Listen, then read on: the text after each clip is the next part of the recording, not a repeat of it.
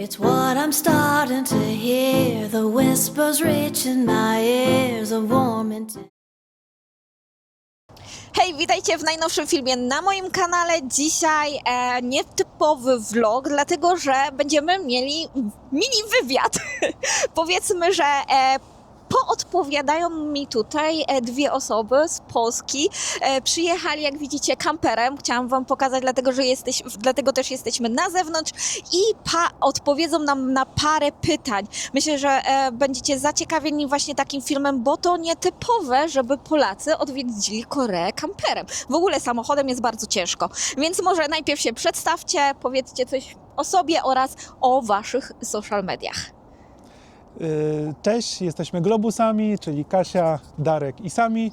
Jesteśmy w podróży po dalekiej Azji. Na ten moment 1,5 roku podróżujemy. Przejechaliśmy przez różne kraje, m.in. Chiny, Tajlandię i teraz jesteśmy w Korei i niedługo, miejmy nadzieję, w Japonii. Dobrze, może niech Kasia nam powie wtedy coś o waszym psie, bo jeszcze właśnie co jest nietypowe, mamy tutaj pieska, ma na imię Sami i no, jest on dużym psem, jak na koreańskie standardy. Cześć, tak, także w naszą podróż kamperem zabraliśmy naszego Samiego, to jest samojed, facet, 5 lat i jak na Koreę jest tutaj ogromnym psem, budzi niesamowite zainteresowanie wszystkich, po prostu Koreańczycy spotykani na ulicach są nim zachwyceni, traktują go trochę jak pluszową zabawkę, wszyscy chcą go głaskać, miziać, całować, mówić do niego, więc jest to dosyć specyficzne, bardzo miłe, niemniej czasem utrudniające życie. Trochę też ciężko podróżuje się po Korei z psami, a szczególnie z takimi dużymi psami. Niemniej dzięki temu, że mamy naszego kampera, dajemy sobie radę, a przygód z nim tutaj było I trochę. wszyscy Koreańczycy mówią kiyo, magiczne słowo. Mam nadzieję, że wiecie, co oznacza. Tak, właśnie o psie jeszcze sobie tutaj porozmawiamy, bo na pewno jesteście zainteresowani o najciekawszych historyjkach z psami, jeżeli chodzi o Koreę, ale na początek pierwsze takie pytania ogólnie, co myślicie na temat Korei, jakie macie tu wrażenia, bo jesteście już tutaj długo, bo ogólnie długo jesteście w podróży. W samej Korei jesteśmy od 18 czerwca, więc niedługo będzie 5,5 miesiąca. Więc zwiedziliśmy zarówno Koreę bez auta, bo musieliśmy odebrać to auto z kontenera, więc zwiedzaliśmy Seul bez i bardzo się nam podobało Seul. I później przez 4 miesiące razem z tym autem i ogółem bardzo pozytywnie, jeśli chodzi o samą kwestię kamperowania, odbieramy Koreę.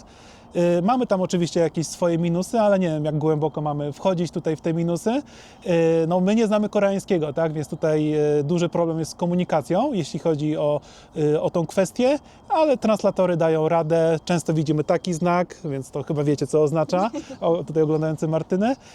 Ale im dalej jesteśmy, tym już wiemy, jak w tym kraju poruszać się, z jakich miejsc korzystać, z jakich parkingów, z jakich supermarketów, no bo jadąc kamperem potrzebujesz mieć lodówkę pełną, więc nie idziesz do 7-Eleven czy GS25, tylko idziesz do sklepu No Brand albo Home Plus. Tak, może dodajmy, że właśnie my jesteśmy takimi nietypowymi turystami, nie przylatujemy tutaj samolotem z plecakiem, korzystamy też z takiej lokalnej infrastruktury, z której taki zwykły turysta nie korzysta i przez to nasze spojrzenie na Koreę, ale także na każdy inny kraj, który zobaczyliśmy, jest trochę inne, może troszkę szersze, ale też z innej perspektywy, więc widzimy czasem plusy krajów takie, z których nie widzą zwykli turyści, ale widzimy też minusy krajów takie, które przed zwykłymi turystami takimi plecakowymi w cudzysłowie są ukryte. Więc z takich rzeczy obopólnych, no to na pewno bezpieczeństwo. Uważamy, że tak dla turysty jest naprawdę bardzo bezpiecznie. Ogółem w całej Azji jest bezpiecznie, a tutaj w szczególności takie mamy wrażenie.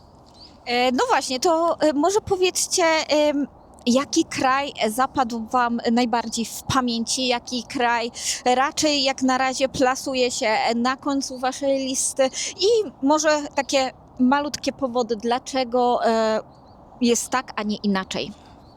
To nie wiem, Kasia, ty? No to tak, nasze takie top 3 krajów, które zwiedziliśmy w tej podróży, to są Chiny, Kirgistan, który nas niesamowicie zaskoczył I trzecie miejsce jest takie, nie jest aż takie pewne jak te dwa pierwsze, ale myślę, że chyba Tajlandia, ze względu na swoją różnorodność. No i Jeśli może chodzi Darek. o Koreę, no to damy werdykt, jak wyjedziemy z tego kraju, więc nie ma co za szybko ale myślę, że tak za podium się na pewno Tak, za tak. podium. Korea jednak nie będzie naszym ulubionym krajem. Natomiast tak, jeżeli chodzi o Chiny, to wjechaliśmy tam własnym samochodem z psem jako jedni z nielicznych. Chiny się dopiero otworzyły na takich turystów. Wjazd do Chin obwarowany jest wieloma zasadami. Między innymi wjeżdża się w konwoju z chińskim przewodnikiem. Nie można sobie tak samemu po tym kraju jeździć i eksplorować. Niemniej Chiny podobały nam się bardzo i bardzo do tego kraju chcemy wrócić. Natomiast jeśli chodzi o Kirgistan, to jest to niedoceniana perełka Azji Centralnej. Po prostu kraj jest przepiękny. Jeżeli ktoś kocha góry, to jest idealny kraj. 7-tysięczniki, no I jest też rewelacja. bardzo łatwy do I tani. kamperowania i tani. No a Tajlandia, no to chyba wszyscy wiedzą, znaczy no jest to bardzo ładny kraj i faktycznie tak, żeby my tam dojechaliśmy po 8 miesiącach podróży i spędziliśmy w Tajlandii pół roku i to miał być dla nas też taki trochę odpoczynek. Tajlandia się w to wpasowała, więc tak jakby spełniła nasze oczekiwania z tym, co planowaliśmy na ten kraj. Ale z krajów na minus, tak, bo też było kraje gorsze. Nie wiem, jakoś Mongolia nam nie podpasowała chyba, tak? Trochę jedzenie, masakryczne jedzenie w Mongolii. Po prostu nie ma jedzenia praktycznie tam, ale są sklepy, to jest połączenie Mongolia, O, to jest ciekawe. Korea. Masz normalnie CU i GS25 w Mongolii. O, to bardzo ciekawe. No, więc tutaj już te sklepy widzieliśmy w Mongolii. I co jeszcze? Nie wiem, Gruzja trochę na minus, bo byłem kiedyś dawno temu i teraz w Gruzji dużo ceny podrożały. Pierwszy raz miałem sytuację, że jadąc samochodem ktoś mi środkowy palec pokazał. To w Gruzji było. A no jeszcze może warto dodać o północnym Laosie, który Tak. ma koszmarny stan dróg i to bardzo nam utrudniało podróż i Laos jest cały czas krajem zaminowanym, także musieliśmy bardzo uważać w naszym kamperowym życiu, żeby nie zjeżdżać za bardzo z tych głównych szlaków, głównych ulic, ponieważ tam można się natknąć jeszcze na miny. I właśnie do Laosu wjeżdżaliśmy z Chin, gdzie średnia prędkość była 90 km na godzinę, a w Laosie na północy była średnia prędkość 20 km na godzinę, więc to przeskok konkretny. Dobra, to ja już wiem prawdopodobnie odpowiedź na to pytanie, ale najcięższa granica do przekroczenia była dla Was? No to, bo generalnie tak, trzeba trochę rozróżnić przekraczanie granic lądowych i przekraczanie granic morskich, bo to jest kompletnie w ogóle inny poziom trudności. No i zdecydowanie najtrudniejszy był dla nas wjazd do Korei, ponieważ nasz kamper wsadzaliśmy w kontener i on płynął prawie miesiąc statkiem z Tajlandii do Korei, tutaj do miasta Busan, w którym teraz jesteśmy. Natomiast my leciliśmy samolotem razem z psem, więc tak jakby już samo to pokazuje, jak trudna jest ta logistyka i mieliśmy też problem z wjazdem tutaj autem do Korei. No i Tajlandia chyba, nie? I Tak, wjazd do Tajlandii. natomiast jeśli chodzi o granice lądowe, które są generalnie o wiele łatwiejsze, no to Tajlandia była najtrudniejszą granicą, ponieważ oficjalnie nie można tam wjeżdżać własnymi autami, a już tym bardziej kamperami, ale od wielu lat turyści, podróżnicy tacy jak my wjeżdżają, trzeba wiedzieć jak to ominąć, my to wiemy i udało nam się po kilku próbach do tej Tajlandii wjechać. No właśnie, jeżeli chcecie się dowiedzieć tu na temat kamperowania więcej, to Was zapraszam na Wasze social media, może powiedz. No, mamy wszystkie social media możliwe, ale głównie na Instagramie, na YouTubie Globus Sam My, tak jak pies sami, albo tutaj tam też zobaczycie, więc tutaj nie musisz nic wklejać, wystarczy tutaj ramkę zrobić co najwyżej, więc Globus Sami i tam nadajemy jeszcze. Niedługo do Japonii wjedziemy, miejmy nadzieję, i tam jeszcze będą relacje kolejne.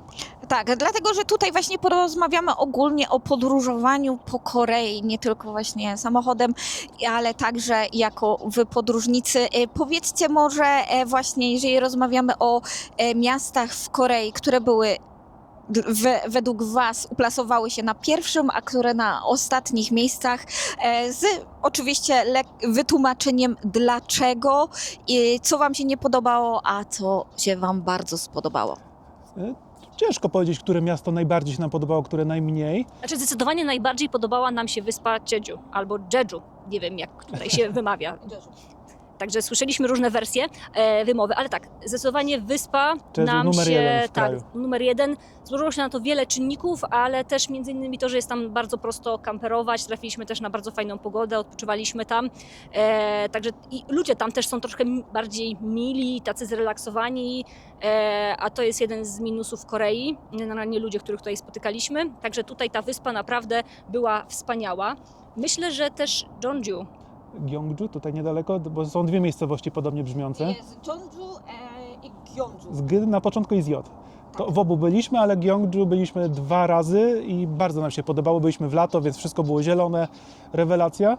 No i Seul chyba, nie? Tak, Tylko bez auta. Tak, Seul byliśmy bez auta i no myślę, że tak dla taki fajny przedsionek tutaj Azji jest miasto nowoczesne, ale ma też dużo zieleni, ma góry, ma wodę, rzekę, także naprawdę jest tam co robić i my tam spędziliśmy ponad 2 tygodnie i się nie nudziliśmy. I z psem podróżowaliśmy w klatce metrem, więc też można z psem, niekoniecznie w wózku, bo jak pewnie oglądacie Martynę, to wiecie, że psy są wożone tutaj głównie w wózkach, jakichś transporterach.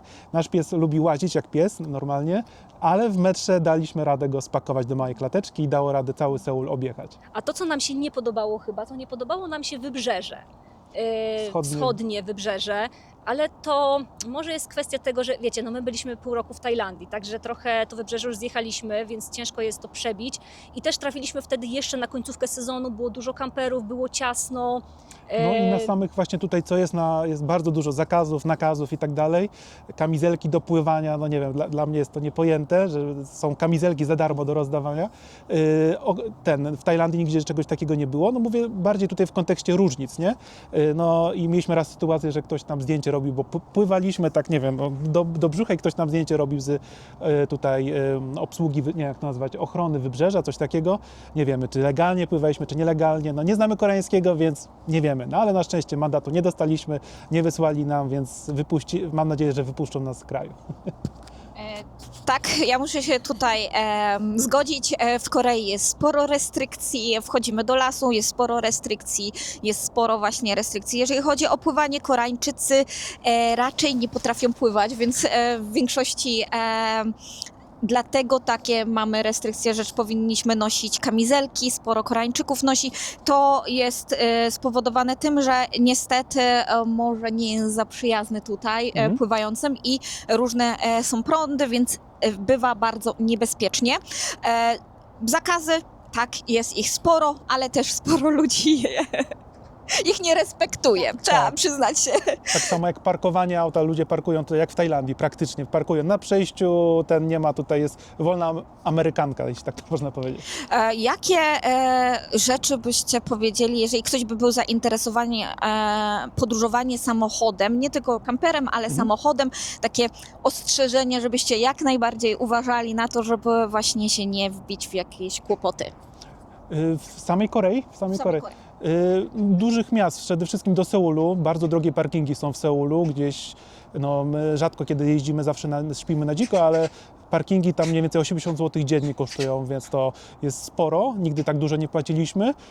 Według nas w Korei jeździ się w miarę bezpiecznie, w sensie ostrzegali nas, że są niektórzy kierowcy, którzy bardzo ostro jeżdżą, natomiast my osobiście nie mieliśmy takiej sytuacji. Tak, nam się po Korei naszym autem jeździ bardzo dobrze, a widzicie, ono jest duże, pomimo tego dajemy bez problemu radę. No wiadomo, jedynie Seul, Busan w samym centrum, no ale to tak samo jak się do centrum Warszawy też niezbyt przyjemnie wielkimi autami wjeżdża. Drogi są naprawdę na fenomenalnym poziomie, jest mnóstwo tuneli, więc nie ma jakby wspinania się na te serpentyny górskie autem. Tanie autostrady. Aplikacja Naver do nawigacji działa fantastycznie, także nie mamy chyba tutaj na co narzekać, jeżeli chodzi o drogi. Jedynie co, to koreański system drogowy nie jest przystosowany do aut zagranicznych. Także mamy problem na przykład z wjazdem na parkingi, ponieważ nie otwierają się nam szlabany. Mamy problem z przejazdem przez te autostrady, ponieważ nie czyta naszych tablic. To są takie rzeczy, które tutaj trochę kuleją, no ale też nie ma się co dziwić. Korea jest dosyć zamkniętym też geograficznie krajem. Mało tutaj obcych aut przyjeżdża, więc trzeba się liczyć z takimi ograniczeniami. Niemniej jest to kraj bardzo bezpieczny do jazdy własnym samochodem. Dobrze, to jeżeli zostajemy przy samochodzie i ogólnie spaniu w samochodzie, w kamperowaniu, powiedzcie, jakie rzeczy Wam się najbardziej przydały, bez których byście tutaj sobie nie poradzili w Korei? Macie takie rzeczy, czy raczej bez problemu, bez jakiegoś takiego większego przygotowania, jakichś różnic między innymi krajami może? Nie, no według mnie to jest kraj, to może ciekawostka. Jeździliśmy przez kilkanaście krajów Azji i tu jest najwięcej kamperów. W Korei jest najwięcej kamperów, więcej chyba nawet jak w Chinach. Oczywiście kraj jest większy, ale tak patrząc na 100 mieszkańców powiedzmy, tak, to tutaj jest największe nasilenie, tych kamperów jest bardzo dużo, więc nawet jeśli czegoś nie ma się w kamperze, to tu się bez problemu kupi. Nawet na Jeju też są sklepy kamperowe. Natomiast to, co trzeba według mnie mieć, to tak, nam się bardzo bardzo przydaje prozaicznie lodówka, ponieważ jedzenie koreańskie jest dla nas okej na obiad, natomiast śniadanie musimy mieć polskie. Bo ogółem w Korei się jest na śniadanie, na obiad to samo się je, tak? Znaczy podobnie się je. Nie ma takiej rozdzielności chyba, nie? Jak w Polsce. Koreańska kuchnia polega na tym, że mamy główne danie, to jest po prostu ryż razem z banchanami, a do tego mamy na przykład dodatki. Możemy mieć na przykład dodatek jako mięso, możemy mieć dodatek jako ryba albo zupa. Najczęściej rano jadamy ryby, a na przykład już wieczorem na kolację, na taki obiad, kolację jadamy na przykład mięso. Zupa. Najczęściej widzę bardzo często Koreańczyków, którzy jedzą zupę na lunch, tak zwany, nie? Możemy powiedzieć. No to my jadamy na śniadanie jajecznicę, jajka sadzone, parówki, takie rzeczy, także musimy mieć tutaj lodówkę. I da radę to w Korei ogarnąć. Są markety, można znaleźć europejskie Ale na przykład jedzenie. jeszcze adaptery do gazu, do gotowania Ale na to gazie. Tak, to już są takie Ale techniczne. to techniczne, ale tutaj dużo osób też korzysta z takich małych kuchenek, takich na te kartusze gazowe i one są wszędzie dostępne, tanie jak w Polsce kartusze Tak, i są, generalnie jeżeli ktoś nie chce tak spać całkowicie na dziko, jak my śpimy, no ponieważ mamy psa, więc nie korzystamy z kempingów, ale w Korei jest mnóstwo kempingów, które są przystosowane do kamperowania. Także naprawdę, jeżeli chcecie przejść tutaj kamperem bardziej na dziko, mniej na dziko, to jest naprawdę idealny. Tak, a jako temperatury ogólnie? Jeśli chodzi o temperatury, no to przyjechaliśmy z Tajlandii, więc jesteśmy trochę zahartowani na ciepłe, więc przyjechaliśmy tutaj, żeby było zimnie, a przyjechaliśmy w czerwcu, kiedy zaczęła się robić największa duchota i było naprawdę gorąco. I ten rok był bardzo gorący z tego, co nam zarówno tutaj mieliśmy info nie tylko od Ciebie, ale ktoś tutaj kilkanaście lat mieszkał, mówi, że to najcieplejsze lato było. Natomiast teraz są bardzo fajne temperatury, mimo że w nocy tam czasami jest około 5 stopni, to tutaj jest naprawdę przyjemnie, więc tutaj... No ale tak, w lato korzystaliśmy z naszej klimatyzacji w aucie, a w zimę korzystamy z naszego Webasta w aucie. Także musimy tak jakby używać tych sprzętów, żeby sobie tą temperaturę w samochodzie zrobić taką, jaką chcemy. Niemniej naprawdę nie jest tutaj temperaturowo źle. Patrząc na przykład na kraje, w których byliście, bo jeszcze macie Japonię przed sobą, ale no Japonia może być jednym z tańszych lub droższych krajów, ale który był najtańszy, a który był kraj najdroższy, jeżeli patrzymy na ogół, nie tylko i wyłącznie na jedzenie, ale także właśnie na gaz, na takie dodatkowe właśnie, jeżeli chodzi o kamperowanie. To chyba najtańszy, wydaje mi się, że był Kirgistan. W ogóle kraje Azji tej centralnej, Ogółem Kazachstan, tutaj jest Kirgistan. tanio, ogółem, bo może to też może być ciekawe. Ceny paliwa, bo to wszystkich interesuje. No teraz może samochody już niekoniecznie są na benzynę, na diesel, ale tak dla porównania diesel, tak jak w Europie, nie wiem, 6-8 zł kosztuje, to w Turcji był najdroższy 5 zł, a najtańszy był w Kazachstanie 2,50, tak? Tutaj kosztuje 4 zł, w Japonii też koło 4 zł, w Tajlandii 3,70, więc średnio 4 zł za diesla wychodzi, tak? Więc jest naprawdę tanio i fajnie. No, ale to też myślę, że możemy zdradzić, bo my się z tym nie ukrywamy. No generalnie nasz miesięczny koszt utrzymania za wszystko, za 2 osoby, za samochód, ubezpieczenie, jedzenie, pamiątki, wszystko, to jest od 4 do 6 tysięcy złotych, tak średnio. I tak jak właśnie Darek powiedział, najtańszym krajem dla nas był Kirgistan, ponieważ tam, wiecie co, byliśmy tam ponad miesiąc i płaciliśmy tylko raz za atrakcję płatną. Wszystkie inne są bezpłatne. 2,50 dokładnie kosztowała atrakcja. Wszystko inne jest bezpłatne. Natomiast najdroższym krajem u nas były Chiny, ponieważ musieliśmy zapłacić za agencję, ale tak jakby ale życie w Chinach było tanie. Było też, nie wiem, czy na przykład tańsze jedzenie nie było w samych Chinach niż w Tajlandii czy w Laosie, bo tam za 15 zł 2-3 dania i piwo. Natomiast jeżeli odpuścić tą agencję, która jest niezbędna do wjazdu, tylko porównywać same koszty życia, to chyba Korea będzie dla nas najdroższym. No bo musimy to auto wysłać i jeszcze później musimy się niedługo, za parę dni przedostać do Japonii, więc jakby te koszty takie początkowe i końcowe są wysokie. No i tutaj też jedzenie chyba najdroższe z całej podróży mamy w Korei. I tak, więc chyba Korea, ale też w Tajlandii dużo korzystaliśmy z masaży, jedzenia, atrakcji, więc tam też nie wyszło najtaniej. No ale nadal, nawet ten maksimum 6 tysięcy na miesiąc za 2 osoby, za wszystko to jest niewiele więcej niż się wydaje żyjąc stacjonarnie. No ja myślę, że to naprawdę fajna kwota, jeżeli chodzi o koszty, więc można na spokojnie podróżować przez te 2 lata i jak ma się właśnie pracę zdalną, bo macie pracę zdalną. Tak, zgadza się. Właśnie, więc jeżeli praca zdalna, to jest to jakaś opcja, tym bardziej, że macie zrobionego swojego vana, nie jest to zakupione, chociaż w Korei bardziej popularne są już te takie gotowe kampery, wypasione, jak tutaj mówią. I dobra, to teraz może zostawmy już kamperowanie, a porozmawiajmy o piesku, bo sami to jest imiennik w ogóle, imiennik tego naszego kampera, więc porozmawiajmy o nim i ciężko w ogóle było transport z kraju do kraju z psem, mieliście jakieś problemy, może jakie dokumenty potrzebowaliście? Ja tak ogólnie powiem, Kasia, doprecyzujesz. Ogółem pokonywanie granic, możemy pokonywać granice lądowo, morsko bądź lotniczo. My tak naprawdę wszystkie granice z psem pokonywaliśmy lądowo, za wyjątkiem właśnie wjazdu do Korei, gdzie auto wjechało morsko, a my lotniczo. To tak naprawdę każda granica jest banalnie prosta, może za wyjątkiem Chin i właśnie Korei i Japonii, bo tutaj pokonujemy je morsko, więc na większości granicy właśnie ogranicza się to do głaskania, tak jak tutaj na załączonym obrazku, więc pograniczcy często Ale wiecie, głaszczą trzeba rozróżnić, bo formalności są i o nich zaraz powiemy, natomiast praktyka to jest to, co Darek Tak, mówi. więc ogółem większość granic, czasami nawet auta i psa nie oglądali, po prostu my tylko poszliśmy, wypełniliśmy papierki, wjeżdżaliśmy do kraju, tak, więc formalności wbrew pozorom podróżowanie z psem nie jest trudne.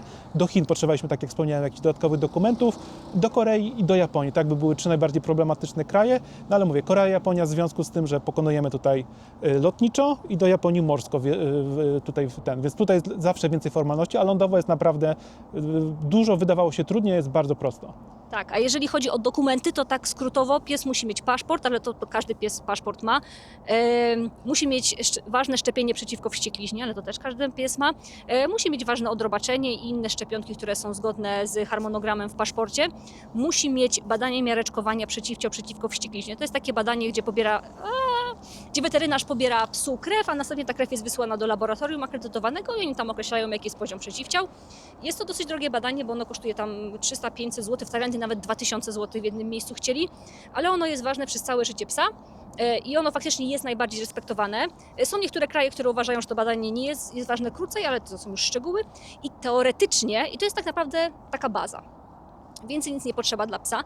Teoretycznie, przekraczając każdą nową granicę, trzeba mieć certyfikat zdrowia dla psa. Natomiast, tak jak Darek powiedział, granice lądowe są proste, więc my tego certyfikatu zdrowia po prostu nie robiliśmy. Wyszliśmy z założenia, że jeżeli na granicy nas cofną, to my się wrócimy i taki certyfikat zrobimy. Za wyjątkiem Chin. Tak, za wyjątkiem Chin, ponieważ to jest trochę skomplikowany proces w każdym kraju, tam trzeba pozałatwiać 1 000 000 papierków. Logistycznie się to też nie spina, także my tego nie robiliśmy i udało nam się dojechać. Teraz robimy do Japonii i robiliśmy do Chin. Także naprawdę, I do Korei. I do Korei. Tak naprawdę podróżowanie z psem nie jest trudne. Trudniej jest chyba znaleźć restaurację, która psy akceptuje, albo kawiarnię, albo atrakcje, do których możemy wejść, ale to też mamy jakieś tam patenty, jak psa zostawiać w aucie. Natomiast same formalności są, trzeba je znać. Natomiast wasza decyzja, czy tak jakby spełniacie je wszystkie, czy liczycie na to, że pogranicznik będzie miły i będzie waszego psa głaskał, zamiast sprawdzać papiery. No tak. To jest też racja. A ja widzę, że chmurkę to pewnie tutaj wszyscy by chcieli wygłaskać na śmierć wręcz. Jakieś mieliście trudności w ogóle w Korei w podróżowaniu z psem? Znaczy nie, najbardziej co nas zaskoczyło w tym kraju to traktowanie psa naszego przynajmniej. Jak byliśmy w Seulu jeszcze na jednej z dzielnic, no to po prostu sami to jest gwiazda, tak, na ulicy i każdy nie zagaduje do nas, tylko zagaduje do psa, tak. Annyeonghaseyo, kiyowo, samoje, tyle się nauczyłem Wiecie, z ale to są po koreańskiego. prostu tłumy ludzi, którzy podchodzą do psa z rękoma, głaskają go, Nie pytają miziają, się o to. mówią do niego, bardzo często się nie pytają nas o zgodę. No bywa tak, że my po prostu setki ludzi dziennie go próbuje dotknąć, no to nie jest to komfortowe dla zwierzaka. Natomiast wygląda jak wygląda, także budzi takie uczucia. Trudno nam jest znaleźć miejsce, gdzie możemy z nim wejść właśnie do restauracji, do kawiarni, do niektórych atrakcji. Parki narodowe też nie pozwalają na psy. Czasem też takie parki jakieś mniejsze mają zakazy, więc tutaj za każdym razem musimy sprawdzać to. Musieliśmy też być u weterynarza, jakieś tam kwestie zdrowotne były, też kwestie formalne, jakieś tam szczepionki się pokończyły i tak dalej. Wszędzie mogliśmy się dogadać po angielsku z weterynarzami lepiej bądź gorzej, ale dało radę. Jedynie co, to nie ma jakichś leków na jego wagę. Tutaj psy są malutkie, także lekarz powiedział, że na przykład jakichś tam leków dla niego nie ma, więc musi podać coś innego, bo w ogóle nie mają na składzie czegoś takiego. To bardzo dobra uwaga, więc jeżeli podróżujecie do Korei z psem, to pamiętajcie o to, że jeżeli używacie jakichś leków, to lepiej przywieźć je z Polski, ale też pamiętajcie, że możecie mieć wtedy problem z wwiezieniem takich leków i sprawdźcie, zapytajcie się o odpis po angielsku, żeby na pewno nie mieć w tym problemu. A jak weterynarze, drodzy? Nie, według mnie nie jest drogo, aczkolwiek mieliśmy jakieś tam czyszczenie ucha, to jakaś droga maź była, ale to chyba wszędzie Ale to jest też drogo. bardzo zależy od miejsca. To tak samo jak w Polsce, nie? Generalnie no, pójdziesz do jakiejś kliniki, to ci powie ceny w ogóle z kosmosu, pójdziesz do jakiejś mniejszej kliniki, powie ci ceny normalne. Także tutaj, tu naprawdę nie ma takiego problemu. Na przykład problem mieliśmy w Laosie, bo słuchajcie, Laos to jest kraj, Jeden z biedniejszych. jeden z biedniejszych krajów i tam po prostu musieliśmy zrobić samemu szczepienie przeciwko wściekliźnie, czyli no bardzo ważne, dla nas najważniejsze. I specjalnie jechaliśmy do stolicy, bo tam znaleźliśmy międzynarodową klinikę weterynaryjną. I to było najdroższa I wizyta. to zapłaciliśmy 3 razy tyle, co w Polsce. To po prostu były chore pieniądze, ale potrzebowaliśmy mieć taką klinikę, która zrobi to szczepienie na pewno dobrze i na pewno certyfikowaną szczepionką, no bo potem to jest, zależy od tego dalszy transport naszego psa. Natomiast tutaj w Korei nie ma tak, że jakoś tak się zastanawiamy, ojej, gdzie pójść, coś tam szukamy, idziemy i przeważnie wszędzie jest Jak w dobrze. Polsce. Dobra, no to teraz już ostatnie pytania, żeby ten film nie był za długi i żebyśmy się nie za bardzo nie rozwijali i żeby was nie zanudzić. To słuchajcie, opowiedzcie, jak wyglądała wasza podróż, bo samochodem to się inaczej podróżuje niż właśnie z plecakiem czy z walizką, bo tutaj wtedy wybieramy sobie 3 miejsca, a wy samochodem to tak mieliście tak naprawdę wiele możliwości. Tak, więc najpierw zwiedzaliśmy sam Seul bez auta, później przejechaliśmy pociągiem właśnie do Busan z całym pakunkiem, który mieliśmy razem z psem, więc dało radę w pierwszej klasie niestety. I później zaczęliśmy zwiedzać od Busan, wschodnie wybrzeże i później wróciliśmy z powrotem do Seulu, żeby odebrać Kasi koleżankę i przejechaliśmy północ kraju, więc tutaj północną część kraju też mamy ogarnięte.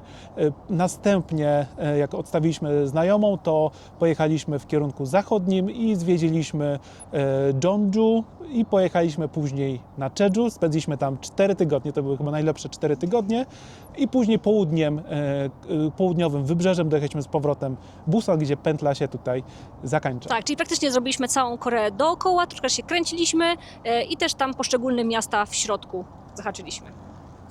Dobra, to jak mówimy właśnie o najlepszym miejscu, czyli wasze to jest Jeju, wyspa Jeju, no to teraz powiedzcie o najlepszych momentach, które mieliście w Korei, najgorszych momentach i tych najzabawniejszych, bo musimy o wszystkim opowiedzieć. No to dla mnie takim najfajniejszym momentem było to, jak byliśmy na wyspie Jeju i bardzo chcieliśmy zobaczyć pokaz tych kobiet nurków w Henio. I słuchajcie, mieliśmy taką historię, że leżymy sobie jeszcze w łóżku rano i słyszymy jakieś głosy za autem. Otwieramy tylną szybkę w naszym aucie, a tutaj 40 Henio przyjechało sobie nurkować, łowić, no. I po prostu no, mieliśmy widok jak z pierwszego rzędu. Także poszliśmy tam za nimi, popatrzyliśmy sobie jak wchodzą do wody, potem sobie jedliśmy śniadanie, piliśmy kawę w aucie, a one sobie pływały koło nas. Także to po prostu było fenomenalne. A na koniec jeszcze, jak wychodziły, to jedna z tych Henio dała nam złowione turboślimaki i jeszcze nam je otworzyła, rozłupała normalnie kamieniem. Przelaliśmy to wodą i potem zupy. to sobie ugotowaliśmy i zrobiliśmy z tego zupę, która po prostu była przepyszna.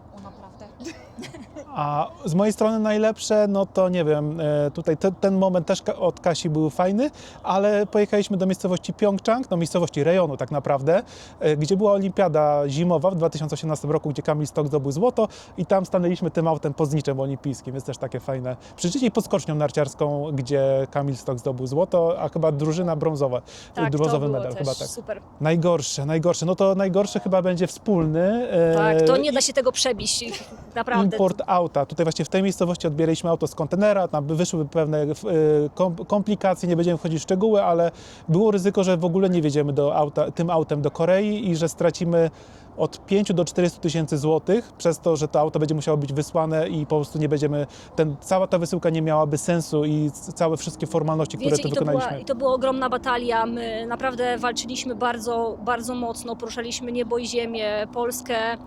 Pisaliśmy do wielu ludzi, pisaliśmy tutaj z tym urzędem celnym i na koniec nam bardzo pomogła polska ambasada, która się za nami wstawiła i po prostu to nas uratowało. To właśnie, jeżeli chcielibyście kiedyś usłyszeć tą historię, bo może kiedyś opowiecie u siebie na kanale, to was serdecznie zapraszam do zasubskrybowania ich kanału na YouTubie oraz na Instagramie konta. A wracając jeszcze do tematu, ostatni opowiedzcie o czymś zabawnym też, żeby tak na koniec humory nam się poprawiły. Dla mnie tutaj to nie jest jedna historia, ale cały szereg historii. To jest właśnie to, jak Koreańczycy reagują na psa. To jest po prostu niesamowite. Oni skaczą do góry, piszczą, dorośli ludzie zachowują się jak dzieci, mówią do niego, częstują go różnymi rzeczami, po prostu zawracają na ulicy, tłumnie przybiegają, wiecie, 15 osób do niego, no po prostu to jest trochę jak w takim cyrku. To jest tak prześmieszne, co oni robią tutaj, żeby do naszego psa po prostu tknąć go nawet.